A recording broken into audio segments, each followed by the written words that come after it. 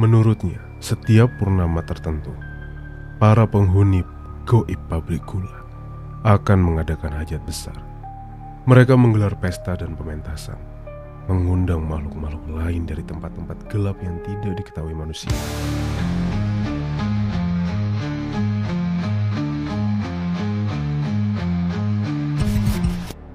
Assalamualaikum warahmatullahi wabarakatuh. Selamat malam para sobat horor.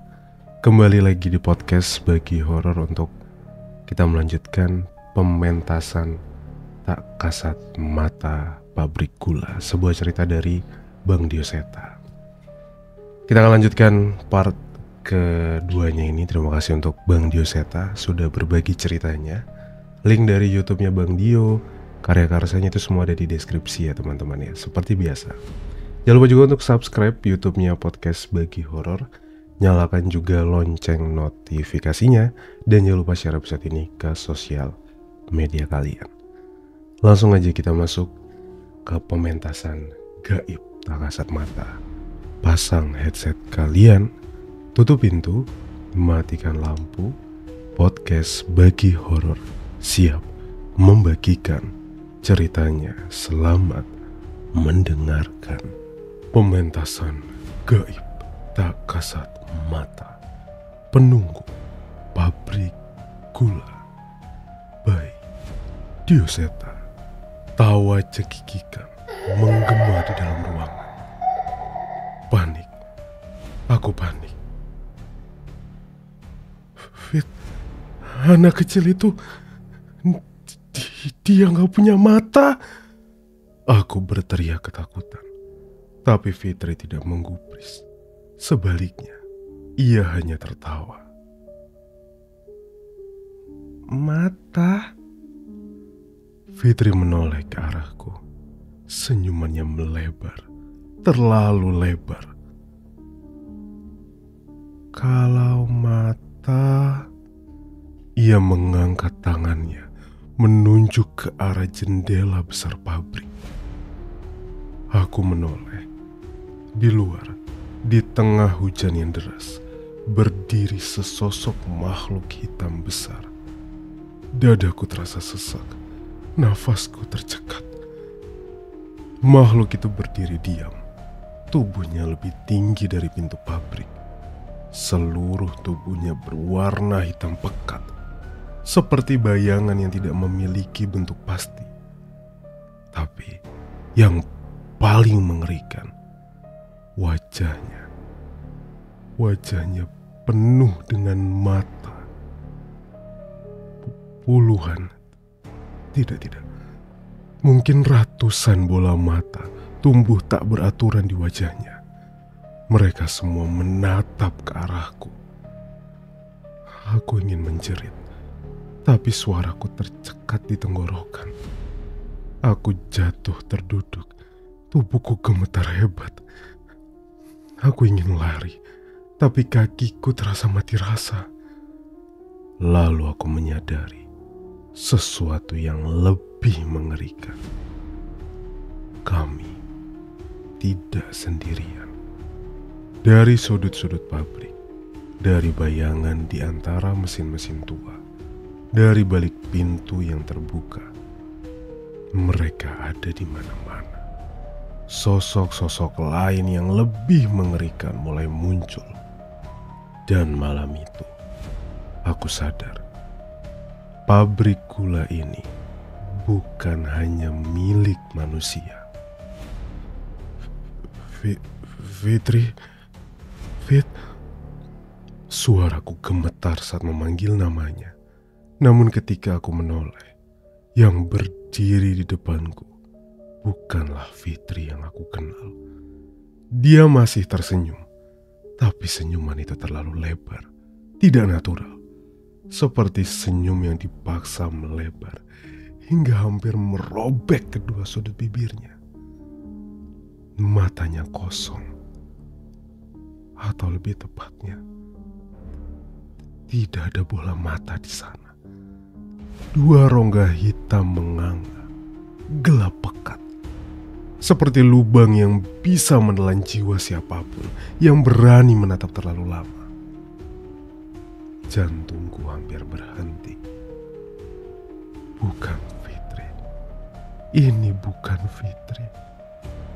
Sebuah kesadaran menggedor pikiranku, memaksaku menerima semua kengerian ini.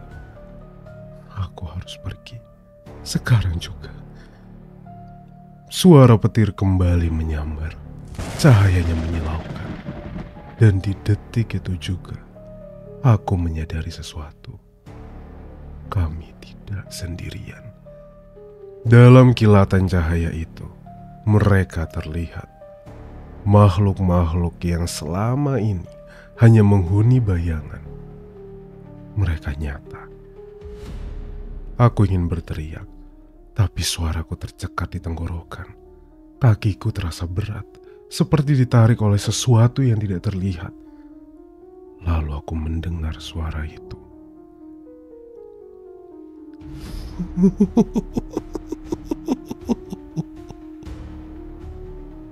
Tawa kecil, cekikikan. Bukan suara manusia. Bukan dari sampingku, bukan dari belakangku, tapi dari atasku. Aku tidak berani menoleh. Aku tahu sesuatu sedang melayang di atasku. Aku menguatkan diri. Aku harus lari. Aku harus lari. Aku berlari secepat yang ku bisa, menembus lorong-lorong pabrik yang semakin gelap. Nafasku tersengal. Kakiku beberapa kali tersandung oleh besi-besi tua dan lantai licin yang berlumut.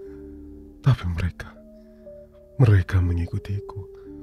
Dari setiap sudut gelap, dari balik mesin-mesin raksasa yang sudah berkarat, dari celah-celah pintu yang terbuka sedikit. Mereka ada di mana-mana. Mereka menyaksikanku, dan mereka tertawa. Tawa mereka memenuhi udara. Tolong, tolong, tolong. Aku berusaha berteriak, berharap ada yang mendengarku. Tapi satu-satunya yang ku dengar hanyalah rintihan, bisikan, jeritan. Dan kemudian sebuah suara wanita berbisik di telingaku. Begitu dekat, hingga aku bisa merasakan hembusan nafasnya yang dingin. Aja lunga, pementasane arep dimulai. Jangan pergi, pementasannya mau dimulai. Aku tersentak. Seketika itu juga aku menyadari sesuatu yang lebih mengerikan. Mereka bukan hanya penghuni pabrik ini. Mereka datang dari berbagai sisi, dan mereka dipanggil. Dari celah-celah dinding, dari reruntuhan bangunan tua, dari ladang tebu yang menghitam di kejauhan. Mereka semua datang. Sosok-sosok yang tak bisa dijelaskan dengan akal manusia. Tubuh-tubuh terbungkus kain kafan yang melayang-layang, bergerak tanpa kepala. Makhluk-makhluk yang merangkak dengan gerakan tersentak-sentak. Kulit mereka membusuk dan terkelupas. Daging hitam mereka meneteskan cairan kental yang berbau busuk. Dan lebih buruk lagi, aku bisa mendengar mereka berbisik di dalam kepalaku. Mereka mengundangku untuk tetap tinggal. Aku ingin menangis, ingin berteriak. Tolong, biarkan aku keluar. Aku hanya bisa merapalkan doa seadanya, sambil terus menyeret kakiku menuju gerbang besar pabrik. Lalu, di tengah hujan yang mulai mereda, aku melihatnya. Seseorang berdiri di luar pabrik. Sosok yang membawa sebuah payung hitam. Aku hampir tidak percaya. Seorang manusia. Aku memaksakan suaraku untuk keluar. Tolong. Orang itu tampak terpaku. Wajahnya terlihat ketakutan. Lalu aku mendengar suaranya. Mas Anwar, itu Mas Anwar. Dada ini terasa sesak oleh kelegaan yang nyaris tak mungkin kurasakan di tempat ini. Aku mengenal suara itu. Fitri yang asli. Aku berlari lebih cepat, memaksa tubuhku yang nyaris tumbang untuk terus bergerak. Tepat saat melewati pintu pabrik, Fitri dan seorang satpam, Pak Supri namanya, menyambutku. Mereka membantuku berdiri. Fit, kenapa kamu? Aku mencoba berbicara, tapi tubuhku masih gemetar. Sudah, ceritanya nanti saja. Kita pergi dulu dari sini, ucap Pak Supri dengan suara tegas. Aku menurut. Aku tidak ingin berada di sini sedetik pun lebih lama. Tapi sebelum benar-benar pergi, sesuatu dalam diriku memaksa untuk menoleh sekali lagi. Dan apa yang kulihat tidak akan pernah bisa kulupakan. Pabrik gula yang selama ini kukenal sebagai tempat kerja biasa tidak lagi terlihat seperti milik manusia. Di balik gerbangnya, aku melihat pesta makhluk-makhluk yang tak kasat mata. Mereka berdatangan, seolah dipanggil oleh sesuatu yang lebih gelap dan lebih tua dari waktu itu sendiri. Cerobong asap pabrik yang seharusnya hanya besi tua, kini dililit oleh seekor ular hitam raksasa. Tubuhnya sebesar pohon, matanya berkilat merah di tengah kabut. Dari kebun pisang di belakang pabrik, makhluk-makhluk dalam kain kafan melayang masuk satu persatu. Diam, tanpa wajah. Di jendela pabrik yang basah oleh hujan. Mereka mengawasiku. Sosok-sosok melayang dengan tubuh yang lebih panjang dari manusia normal. Wajah mereka tidak memiliki mata, hanya mulut yang menganga lebar, terus tertawa dalam diam. Aku berpaling cepat-cepat, menggigit bibirku agar tidak berteriak.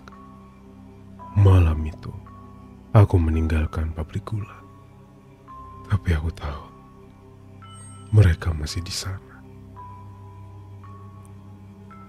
Gelas teh hangat yang dibawakan Pak Supri sedikit menenangkan jemariku yang masih gemetar. Asap tipis mengepul dari permukaannya, bercampur dengan udara malam yang dingin.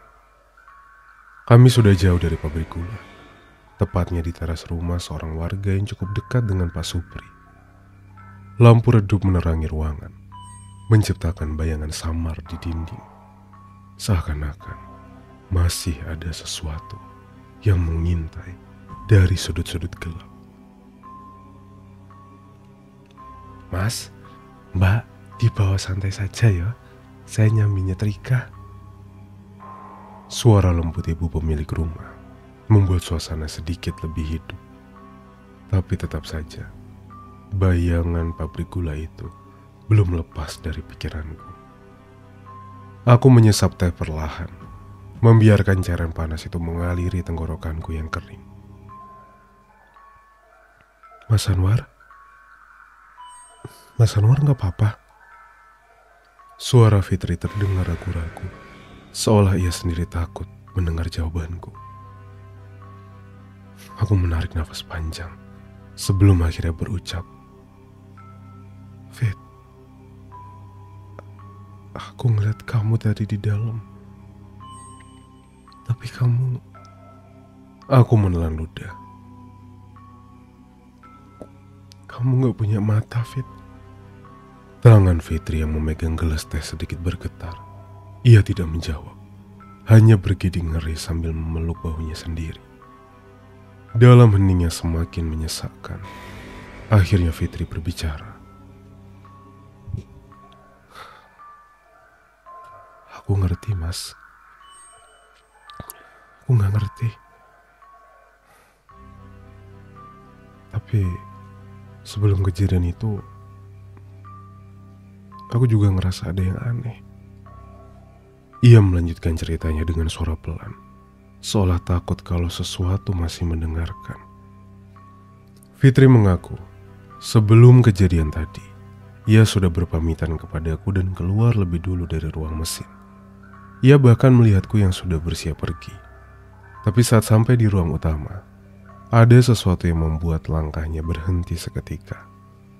Di sana, di balik salah satu mesin tua yang berkarat, sebuah kepala dalam kain kafan menatapnya langsung. Matanya kosong, hanya 2 lubang hitam yang menganga dan bibirnya menyeringai panjang. Fitri hampir menjerit, tapi ketakutan membuat suaranya tertahan di tenggorokan. Tubuhnya seketika terasa berat, seperti ada beban yang menekan dari segala arah. Ia tidak tahu bagaimana caranya bisa keluar dari sana, tapi ia hanya berlari sekuat tenaga sampai akhirnya menemukan Pak Supri di pos penjagaan. Seketika ia sadar, aku belum keluar. Perasaan takutnya menjadi semakin jadi. Ia merasa ada sesuatu yang menahanku di dalam. Saya bilang ke Fitri, kalau mau masuk ke pabrik gula malam ini, harus ngajak juru kunci, kata Pak Supri.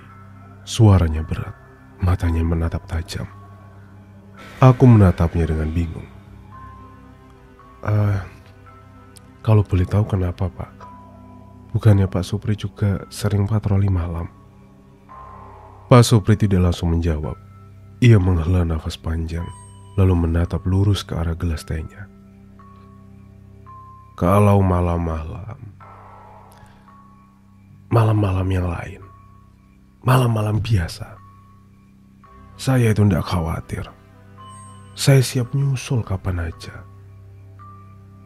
Tapi tidak dengan malam ini, Mas Anwar. Suaranya semakin lirih. Malam ini itu adalah waktunya mereka. Waktunya penunggu pabrik gula mengadakan pementasan. Jantungku berdetak lebih cepat. Kata-katanya menambah beban sesak di dadaku. Pak Supri melanjutkan dengan suara rendah, seolah takut ada yang ikut mendengar. Pabrik gula ini itu bukan sekadar bangunan tua, Mas. Ada kerajaan di dalamnya. Bukan kerajaan manusia, kerajaan jin. Aku semakin merinding mendengar ucapannya. Menurutnya, setiap purnama tertentu, para penghuni goib pabrik gula akan mengadakan hajat besar. Mereka menggelar pesta dan pementasan, mengundang makhluk-makhluk lain dari tempat-tempat gelap yang tidak diketahui manusia. Saat itu terjadi, pabrik gula ini bukan lagi tempat untuk kita, Mas. Aku meneguk ludah.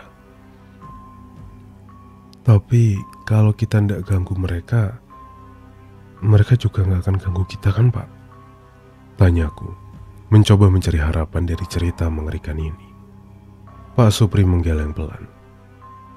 Kita itu tidak pernah tahu apa yang bisa dianggap gangguan bagi mereka. Aku semakin pucat. Mas Anwar beruntung loh, bisa keluar sebelum terlambat. Beberapa tahun lalu, ada buruh yang hilang. Sampai sekarang, dia gak pernah ditemukan. Aku membeku di tempat. Cerita tentang buruh yang hilang itu bukan cerita baru di antara para pekerja. Dulu, desas-desusnya mengatakan ia kabur tanpa jejak.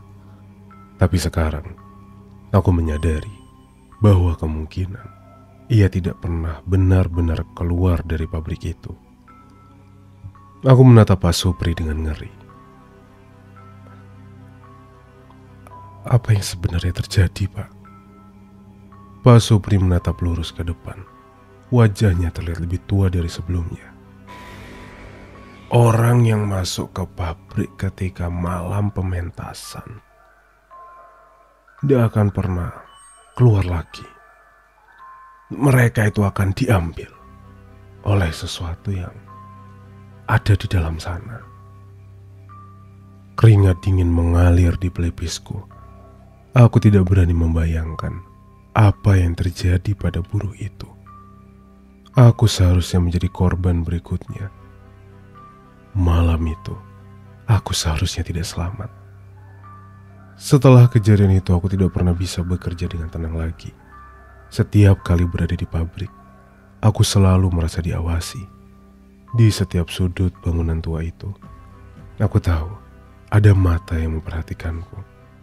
Kadang-kadang saat aku bekerja sendirian, aku bisa mendengar sesuatu bernafas di belakangku. Kadang aku mendengar suara langkah kaki di lorong kosong. Kadang aku melihat bayangan seseorang berdiri di balik mesin tua.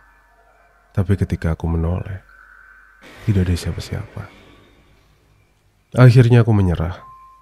Aku memutuskan untuk berhenti. Ketakutanku tidak lagi bisa dikendalikan. Aku tahu aku tidak akan pernah bisa bekerja di sana seperti sebelumnya.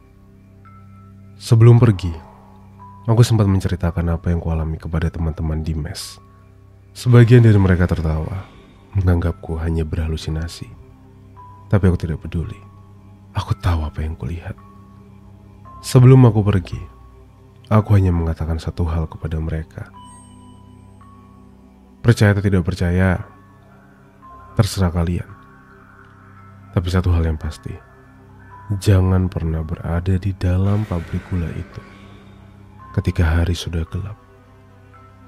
Karena kita tidak pernah tahu kapan pementasan kerajaan jin itu akan diadakan lagi.